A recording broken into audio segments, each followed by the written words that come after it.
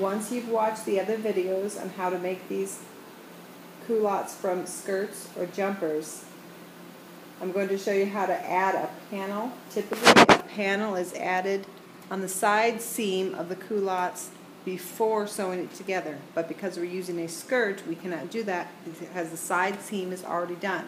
So what I've done is taken another skirt. It's different.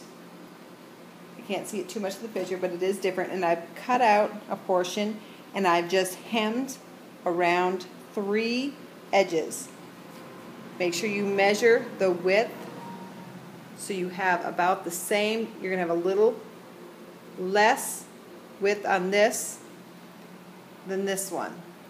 And then we're going to take this panel and we're going to attach it to the front of this before we put the waist in.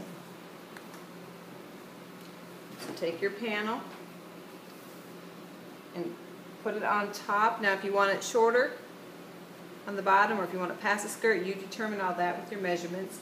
But you're going to take that panel and center it over the front of the culottes and then pin it in place because we're going to turn this inside out and we don't want this to move when we go to put the waist in. So pin that in place. You can probably put some on the bottom as well. And then turn it inside out.